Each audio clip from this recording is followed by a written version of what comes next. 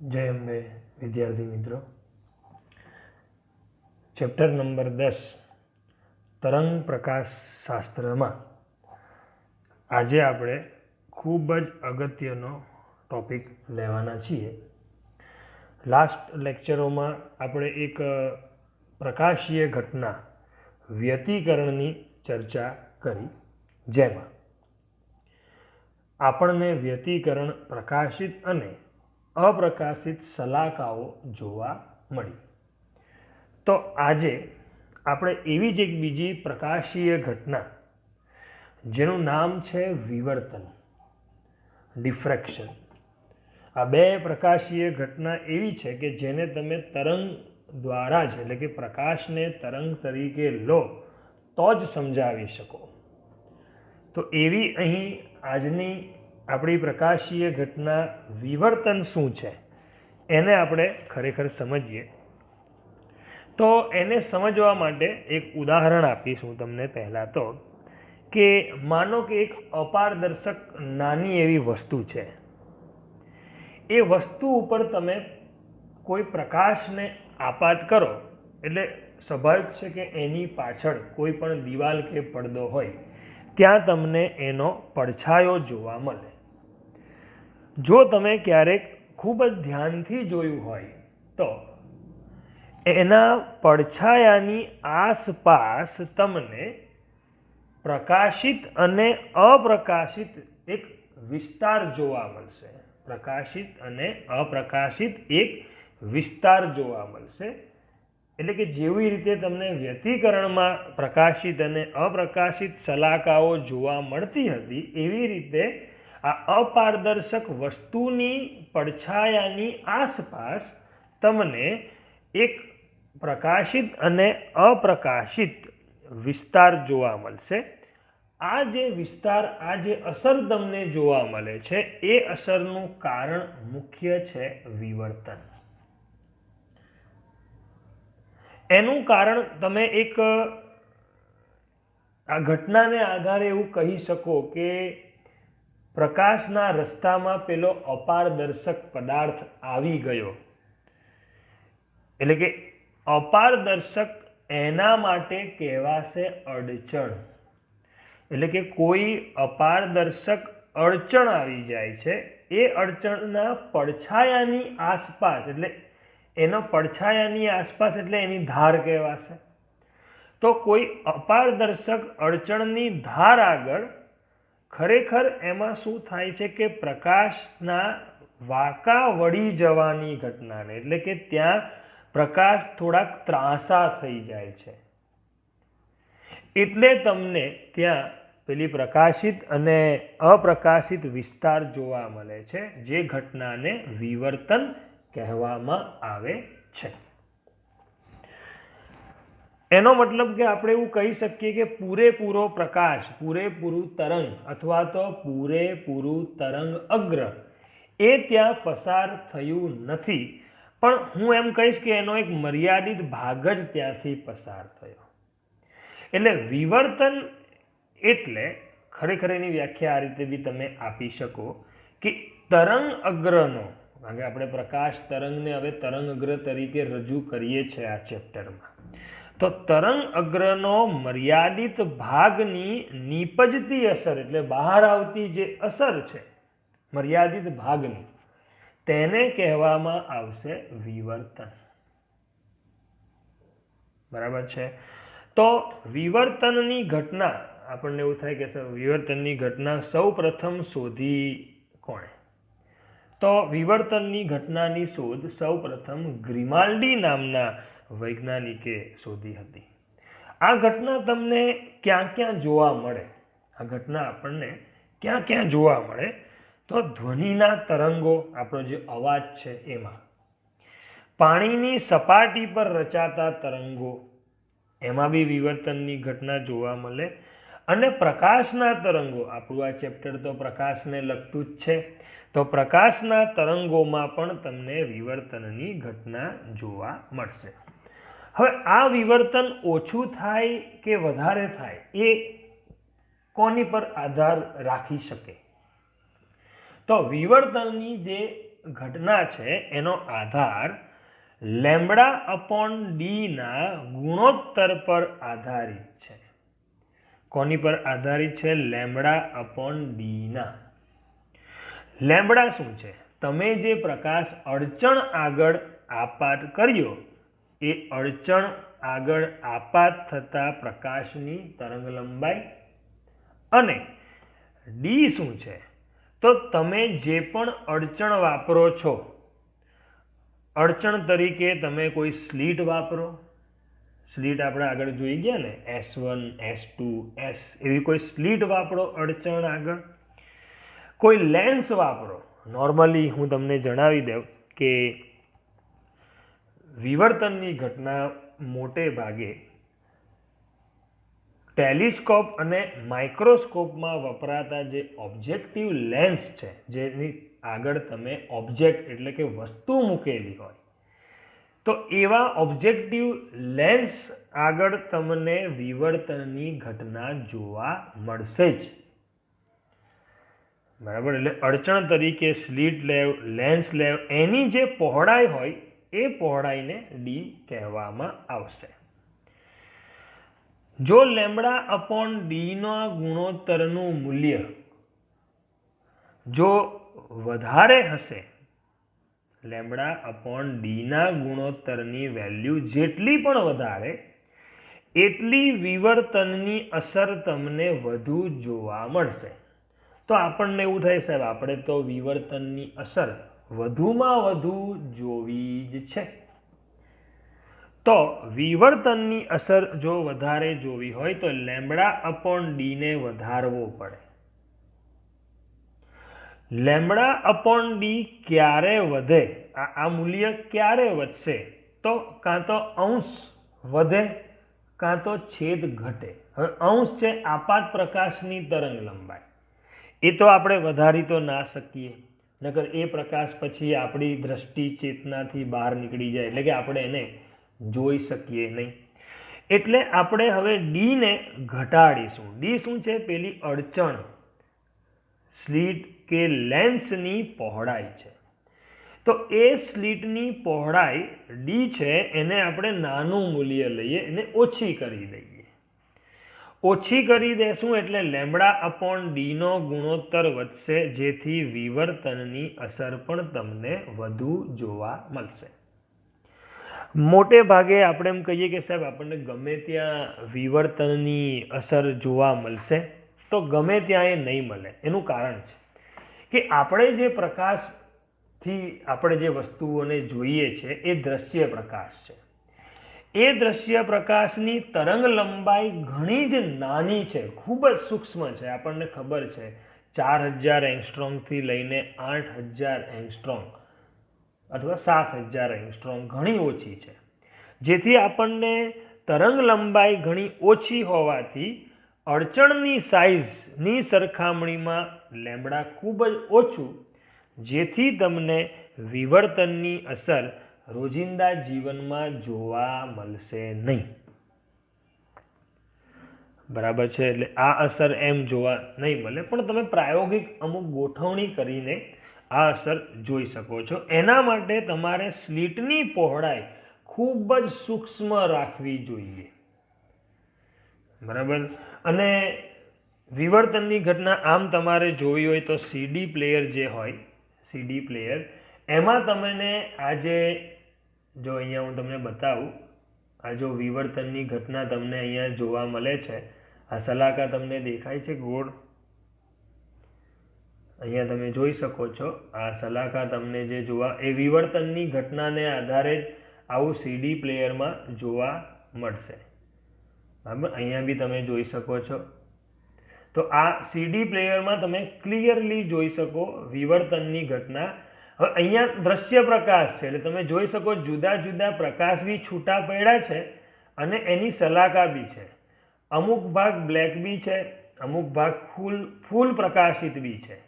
તો આવી વિવર્તનની ઘટના તમે એમ પણ જોઈ શકો સીડી પ્લેયરમાં. બરાબર. એટલે સીડીને આપણે જોવું તો એમાં રંગના જે પટ્ટાઓ જોવા મળે એ વિવર્તનને લીધે છે. મેં તમને બતાવ્યું તે મુજબ. હવે વિવર્તન જે થાય એ કેટલા પ્રકારના હોય એ બી આપણે સમજી લઈએ. તો વિવર્તન મુખ્યત્વે બે પ્રકારના છે. એક ફ્રેનલ વિવર્તન અને એક ફોનહોફર વિવર્તન. આ જો કે આપણા ચોપડીમાં નથી આપ્યું, પણ આના દ્વારા આગળની ઘટના હું તમને સારી રીતે સમજાવી શકીશ. ફ્રેનલ વિવર્તનમાં શું હોય કે તમે જે પણ સ્લીટ લેવ, અડચણ લેવ, એની પર તમે એક ગોળાકાર તરંગ અગ્રને આપાત કરશો. કેવા તરંગ અગ્રને? ગોળાકાર તરંગ અગ્રને. અને ફોનહોફર વિવર્તનમાં સમતલ તરંગ અગ્ર આપાત કરશો. આપણે મુખ્યત્વે સમતલ તરંગ અગ્ર સ્લીટ પર એટલે કે અડચણ પર આપાત કરીશું અને વિવર્તનની ઘટના જોશું. એટલે આપણે નોર્મલી ફોનહોફર વિવર્તનની ઘટનાનો મોટા પાયે ઉપયોગ કરીએ છીએ. હવે આપણે વાત કરીએ અડચણ તરીકે. એક બહુ જ અગત્યનો આમાં ટોપિક છે. ટોપિકનું નામ છે એક સ્લીટ વડે થતું વિવર્તન.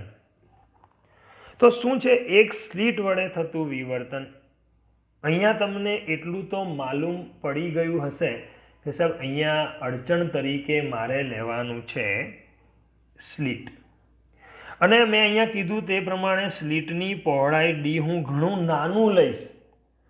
બાબા મિલીમીટરના ક્રમનું હશે. જેવી રીતે આપણે યંગના પ્રયોગમાં બે સ્લીટો જે લીધેલી S1 અને S2, બરાબર, એ બે વચ્ચેનું અંતર પણ આપણે મિલીમીટરના ક્રમમાં લીધેલું. પણ અહીં તો એક જ સ્લીટ છે અને એની પહોળાઈ એ આપણે લેવાની છે મિલીમીટર અથવા તો માઇક્રોમીટરની આસપાસની રેન્જ. ખૂબ જ સૂક્ષ્મ, એકદમ સૂક્ષ્મ.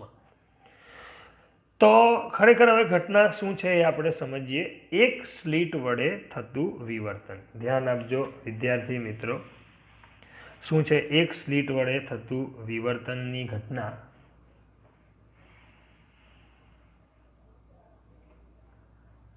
ચાલો પહેલા હું તમને આકૃતિ સમજાવી દઈશ, પછી આપણે આગળ ચર્ચા કરીએ. આકૃતિમાં શું છે?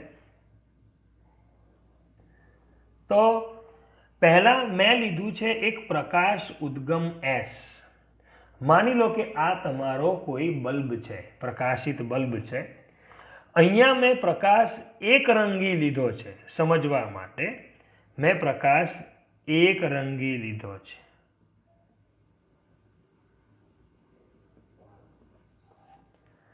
ચાલો તો એક રંગી પ્રકાશ ઉદ્ગમ હું અહીંયા લઈ લઉં છું. એમાંથી પ્રકાશ તરંગો તો બધી જ દિશામાં પ્રસારિત થશે. હવે મારે જે ઘટના લેવાની છે એ ફોનહોફર વિવર્તન છે. એટલે મને જોઈએ સમતલ તરંગ અગ્ર. તો એના માટે હું શું કરીશ? તો હું અહીં આ પ્રકાશ ઉદ્ગમમાંથી જે પ્રકાશ પ્રસારિત થાય છે એના માર્ગમાં હું એક બહિગોળ લેન્સ ગોઠવીશ. હવે મારે બહિગોળ લેન્સ કેવી રીતે ગોઠવવાનો? તો બહિગોળ લેન્સને હું એવી રીતે ગોઠવીશ કે જેથી બહિગોળ લેન્સના મુખ્ય કેન્દ્ર F, બહિગોળ લેન્સના મુખ્ય કેન્દ્ર F પર તમને પ્રકાશ ઉદ્ગમ ગોઠવવાનું છે તમારે. એટલે બહિગોળ લેન્સના મુખ્ય કેન્દ્ર પર આપણે મૂકી દઈએ પ્રકાશ ઉદ્ગમ. એટલે સ્વાભાવિક છે કે જો એના મુખ્ય કેન્દ્ર પર હોય તો હવે બહિગોળ લેન્સમાંથી વક્રીભવન પામીને પ્રકાશ કેવા થઈ જશે? સમાંતર, જે તમને અહીં જોવા મળે છે. ચાલો તો સમાંતર પ્રકાશ થઈ ગયા બધા. અને આપણે આગળ આ જ પ્રકરણમાં જોઈ ગયા કે સમાંતર તરંગો એ સમતલ તરંગ અગ્ર રચે. એટલે અહીં તમને જોવા મળશે એક સમતલ તરંગ અગ્ર. એટલે હવે તમે અહીં કહી શકો કે પ્રકાશ જે જાય છે આગળ ને આગળ, જે એકબીજાને સમાંતર છે, એટલે એ લોકો રચશે એક સમતલ તરંગ અગ્રો. એટલે અહીં શું થશે? તો ભાઈ આ આપણી રહી સ્લીટ. ચાલો હું સ્લીટ લઈ લઉં છું. સ્લીટ તમે પહોળી જરાક વધારે લાગશે કારણ કે મેં આકૃતિ સમજવા માટે દોરી છે, નહીં તો આ સ્લીટની પહોળાઈ ખૂબ જ સૂક્ષ્મ આવશે. પણ સમજવા માટે એવું માની લો કે મેં એક ઝૂમ કરેલું છે. ચાલો તો હવે ધ્યાન આપજો. આ સ્લીટ પર જે પણ પ્રકાશ આવશે એ સમતલ હશે, એટલે અહીં ફ્રોનહોફર વિવર્તનની ઘટના જોવા મળશે. ચાલો તો શું થશે અહીંયા ધ્યાન આપજો. પહેલા આપણે એનું વર્ણન સમજાવી દઉં. વર્ણન શું કહેવા માંગે છે. આકૃતિમાં દર્શાવ્યા મુજબ, આકૃતિ આને એ કીધી છે અને બી કીધી છે, બી પણ આપણે સમજીએ શું છે. તો પ્રકાશ ઉદ્ગમ એસ ને બહિગોળ લેન્સના મુખ્ય કેન્દ્ર પર મૂકતા વક્રીભૂત કિરણો સમાંતર થશે. થઈ ગયા. જે સમતલ તરંગ અગ્ર રચે અને જે સ્લીટ પર આપાત થાય. માની લો કે આ તરંગ અગ્ર હવે સ્લીટ પર આપાત થયો. સ્લીટ એના માટે શું થઈ? એક અડચણ. અને હમણાં જ જોઈ ગયા કે અડચણની ધાર આગળ પ્રકાશ વાંકા વળી જાય. વાંકા વળી જાય એટલે અહીંથી પ્રકાશ હવે બધી જ દિશામાં પ્રસારિત થશે. પરંતુ સ્લીટ પર જ્યારે સમતલ તરંગ અગ્ર આપાત થાય ત્યારે આપણે લેશું હાઇગેન્સનો સિદ્ધાંત. શું હતો હાઇગેન્સનો સિદ્ધાંત? આપણે જોઈ ગયા. ફરીથી શોર્ટમાં યાદ કરાવી દઉં કે દરેક તરંગ અગ્ર પરના બિંદુઓ કે કણો એ સ્વતંત્ર ગૌણ ઉદ્ગમ તરીકે વર્તે. ચાલો હવે ધ્યાન આપજો. તો આ સમતલ તરંગ અગ્ર જ્યારે સ્લીટ LN પર આપાત થાય, ત્યારે સમતલ તરંગ અગ્ર એટલે કે સ્લીટ પર આપાત થયેલા તરંગ અગ્રના તમામ કણો કે તમામ બિંદુઓ જે L અને N ની વચ્ચેના છે એ સ્વયં સ્વતંત્ર એવા ગૌણ ઉદ્ગમ તરીકે વર્તે. એટલે એ થઈ ગયા તમારા ગૌણ ઉદ્ગમ. તો સ્વાભાવિક છે કે હવે તમારી સ્લીટમાંથી એક ગોળાકાર તરંગ અગ્રની રચના થશે વ્યાખ્યા સિદ્ધાંત પ્રમાણે. તો સ્લીટમાંથી તમને એક ગોળાકાર તરંગ અગ્રો ઉદ્ભવે. સ્લીટમાંથી એક ગોળાકાર તરંગ અગ્રો ઉદ્ભવે જે તમારી પડદા પર સહાયક અથવા વિનાશક વ્યતિકરણ રચશે. પણ એમને એમ નહીં, એમ ડાયરેક્ટ નહીં રચે. અહીંયા હજી એક વ્યવસ્થા ઊભી કરવાની છે. કઈ છે એ સમજાવી દો. માની લો કે આ સ્લીટમાંથી આ દિશામાં એટલે કે સ્લીટને લંબ દિશામાં વિવર્તન થતા હું પ્રકાશ તરંગોને ધ્યાનમાં લઈશ. બરાબર? એટલું તો નક્કી થઈ ગયું કે અહીં બધી દિશામાં પ્રકાશ તરંગો આગળ વધશે, કારણ કે સ્લીટ LN આગળ જે નવા તરંગ અગ્ર પરના બિંદુઓ છે એ નવા ગોળાકાર તરંગોને ઉત્સર્જિત કરશે. તો આ દિશામાં બધા જ તરંગો એ તો આવી રીતે આપાત થશે આગળ ને આગળ. તો હું શું કરું છું? એના માર્ગમાં હું એક ફરી પાછો બહિગોળ લેન્સ ગોઠવી દઉં છું. જો આવી આકૃતિ તમારી ચોપડીમાં સ્પષ્ટ નથી, મેં તમને અહીંયા સ્પષ્ટ સમજાવી છે, થોડુંક ધ્યાન આપજો, તમને ખ્યાલ આવે કે ઘટના કઈ છે. તો બહિગોળ જે લેન્સ છે એ લેન્સ પર બધા જ પ્રકાશ તરંગો આપાત થાય આ સ્લીટને લંબવાળા. હવે બહિગોળ લેન્સથી તમારો જે પડદો મૂકવાનો છે, જ્યાં તમને વિવર્તન ભાત જોવા મળશે, તે તેના મુખ્ય કેન્દ્ર પર મૂકવાનો. પડદાને બહિગોળ લેન્સના મુખ્ય કેન્દ્ર પર મૂકો એટલે બધા જ તરંગો તમારા એના મુખ્ય કેન્દ્ર જે પડદા પરનું બિંદુ C છે, ત્યાં ભેગા થાય. હવે સ્વાભાવિક છે કે આ બધા જ પ્રકાશો આવા 3 નહીં હોય, આવા તો અસંખ્ય હશે, અને એ બધા જ અસંખ્ય તરંગો અહીંયા ભેગા થાય એટલે સ્વાભાવિક છે કે અહીંયા તમને એક પ્રકાશનો જથ્થો જોવા મળશે.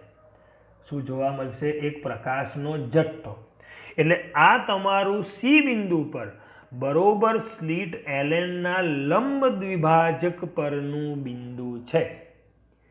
ત્યાં તમને મધ્યસ્થ અધિકતમ ફૂલ પ્રકાશિત જગ્યા જોવા મળે, જેને મધ્યસ્થ અધિકતમ કહેશું. જો અધિકતમ એટલે પ્રકાશિત, અધિકતમ એટલે પ્રકાશિત એટલે મહત્તમ, બરાબર. અને ન્યૂનતમ બોલું તો ન્યૂનતમ એટલે વિનાશક, ન્યૂનતમ એટલે વિનાશક એટલે કે ન્યૂનતમ, બરાબર, એટલે કે વિનાશક વ્યતિકરણ, કે જ્યાં તમારો પ્રકાશ જોવા નહીં મળે. ચાલો, તો અહીં આ રીતે પ્રકાશ તરંગો અહીંયા. હવે અમુક પ્રકાશ તરંગો તમે ધ્યાન આપો તો થોડાક આ દિશામાં પણ વિવર્ધિત થાય છે, જે તમારા લંબ દ્વિભાજક પર થીટા કોણે છે. ખાસ ધ્યાન આપજો, મેં અહીંયા થીટા કોણ બતાવ્યો છે. થીટા કોણે બધા પ્રકેરિત થાય છે, વિવર્તિત થાય છે. આ બધાના માર્ગમાં હું લેન્સ મૂકી દઉં, જે લેન્સના મુખ્ય કેન્દ્ર પર પડદા પરનું બિંદુ P છે. આ લેન્સના મુખ્ય કેન્દ્ર પર પડદા પરનું બિંદુ P છે. એટલે આ દિશામાંના બધા જ પ્રકાશ તરંગો P બિંદુ પર સંપાત થાય, ભેગા થાય. એટલે સ્વાભાવિક છે કે ત્યાં પણ તમને કોઈકને કોઈક પ્રકાશિત કે અપ્રકાશિત શલાકા જોવા મળે. સ્લિટથી પડદાનું અંતર મેં કેપિટલ D રાખેલું છે, જેવી રીતે યંગના પ્રયોગમાં રાખ્યું હતું તે મુજબ. સ્લિટની પહોળાઈ મેં સ્મોલ a રાખી છે, તમે સ્મોલ d પણ લઈ શકો, ચાલે, બરાબર છે. મેં અહીંયા a રાખી છે. આ તમારો પડદો. હવે આની પ્રાયોગિક ગોઠવણીમાં જે પરિણામ મળે છે પડદા પર, મેં પૂરો નથી દર્શાવ્યો, એને મેં નીચેની આકૃતિ બીમાં દર્શાવેલું છે. સમજી લો આકૃતિ બીમાં શું છે. તો આ તમારા પેલા આપાત થતા પ્રકાશ તરંગો, આ તમારું પ્રકાશ ઉદ્ગમ, આ તમારી સ્લિટ. સ્લિટમાંથી થતું વિવર્તનને કારણે આ તમારા પડદા પર તમને વિવર્તન ભાત જોવા મળશે. કેવી રીતે?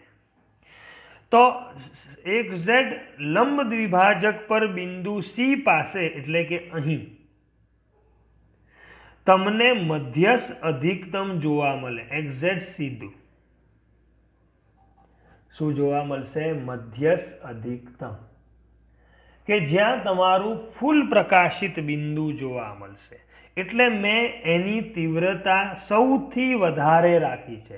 આ જે ઊંચાઈ છે આ પર્વત નથી, આ તમને માપ આપે છે તીવ્રતાનું. તીવ્રતાનું એકદમ દેશી ભાષામાં કહેવું તો પ્રકાશના જથ્થાનું માપ આપે છે, કે અહીંયા સૌથી વધારે પ્રકાશનો જથ્થો પડ્યો છે.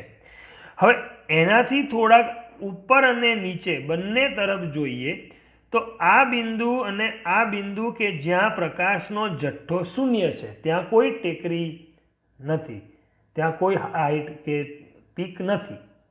એટલે આ બે બિંદુ આગળ તમને શું જોવા મળશે? ન્યૂનતમ એટલે અપ્રકાશિત એટલે કે વિનાશક શલાકા જોવા મળશે. આ બે બિંદુએ ખ્યાલ આવ્યો તમને અહીંયા? એટલે આ કહેવાશે પ્રથમ ન્યૂનતમ. એવી રીતે આની બીજી બાજુ આ કહેવાશે પ્રથમ ન્યૂનતમ. જેવી રીતે વ્યતિકરણમાં યંગના પ્રયોગમાં આપણે વ્યતિકરણ ભાત મેળવી, સેમ ટુ સેમ એવી છે, પણ તફાવત ઘણો છે.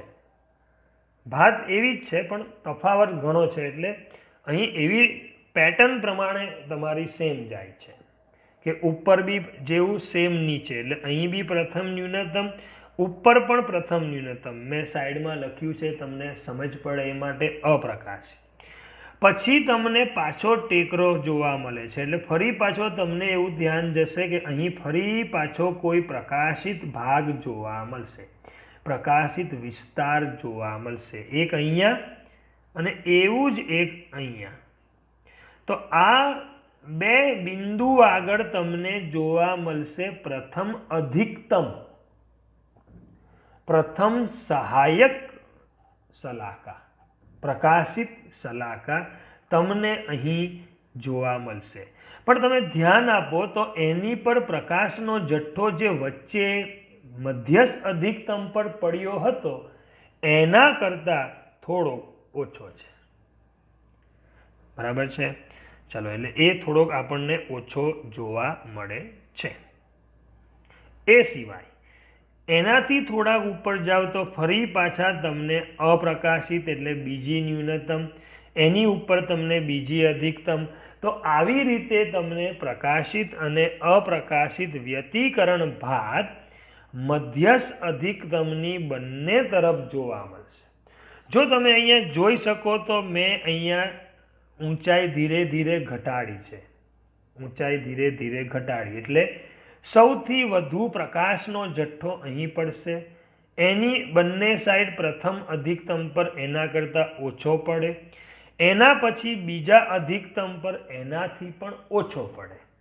તો આવી રીતે બંને સાઈડ તમને વ્યતિકરણ શલાકા એટલે વિવર્તન ભાત તમને જોવા મળશે. ખ્યાલ આવ્યો?